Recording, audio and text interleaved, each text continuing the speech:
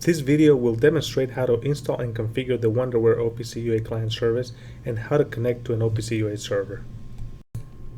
We will be covering the following topics: download, unpack, and install, configure and deploy the OPC-UA client, usage from Orchestra objects, and usage from InTouch graphics. Let's go ahead and start the discussion about download, unpack, and install. You will need Wonderware System Platform 2014 Patch 01 installed. Patch 01 is actually a hard prerequisite to have the OPC-UA client. Here we're showing in the Add Remove Program console how to verify the version of Wonderware System Platform 2014 that has the patch installed. As part of the download and install process, you're going to receive a zip file that you have to unpack, and you will be running actually a setup.bat, not a setup.exe. You must run this as an administrator for the proper installation. Once you run the setup.bat, you must run it in the Galaxy repository node. You can also run it as a command line. We will now proceed with the configuration and deployment of the OPC-UA client. You will need to access the Galaxy repository, and from the IDE, you must notice that the OPC-UA client is not configured as the typical device integration object. You actually configure from the Orchestra services. So once you access the Orchestra services panel, you will see that you have a new ASB OPC-UA client in the list of available services.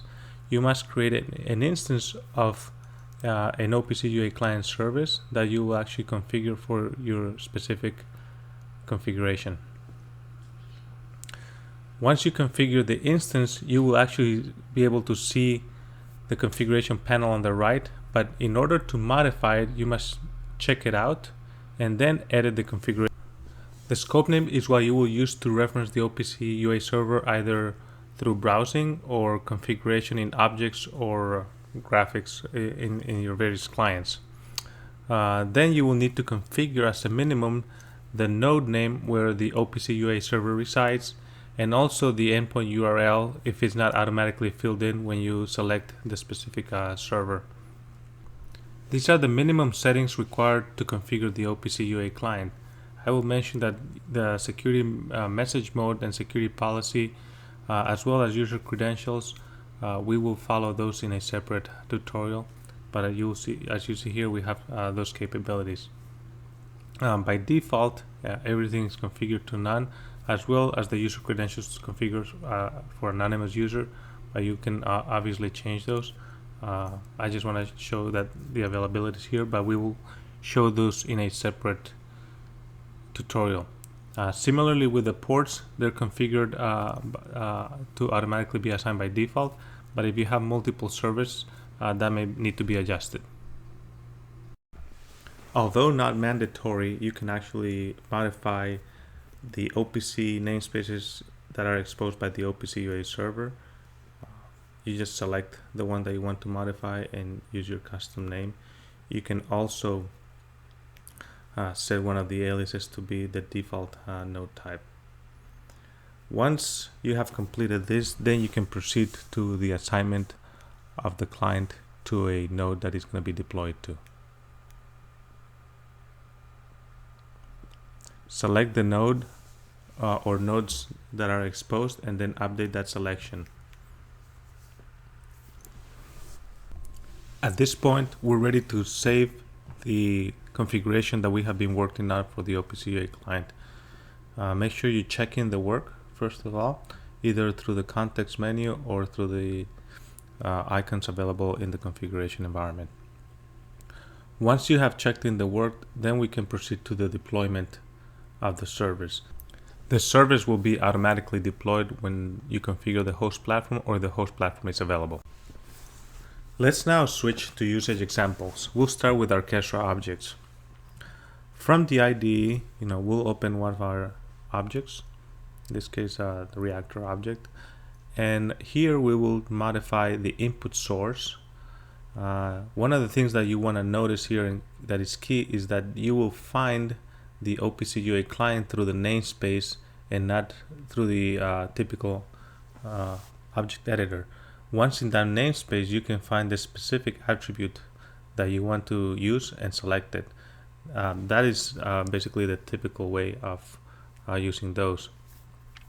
Then once you have deployed, you can monitor as you would with any other attribute. You can monitor, for example, using Object Viewer to see the updates in real time before you configure your graphical environment.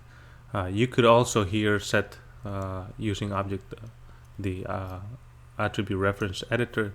You can enter specific addresses if you want to directly do some testing by entering the scope name and the prefix of that attribute. So now that you have seen the usage of OPC-UA animation with orchestral objects, we'll switch to examples of how to use it in InTouch graphics.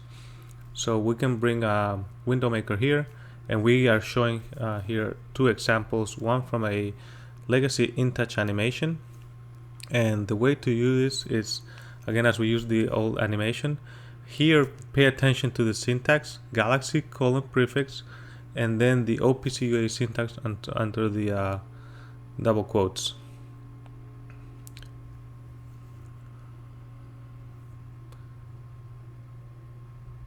And we'll switch here to runtime just to show the example of how it runs.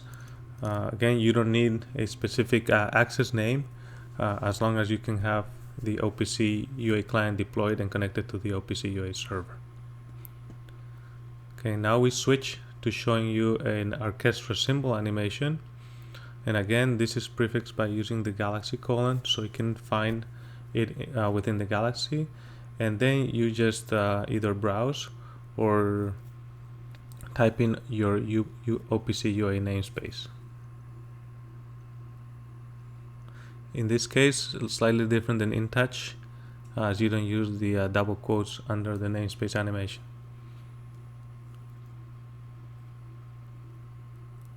And then we show here how it again works in runtime, and you don't need a specific connection to a local DA server or DI object. Just ensure that the OPC-UA client service is deployed. And we conclude by showing you both the native animation and the orchestrographic animation. This concludes our basic OPC-UA client configuration tutorial. Thank you.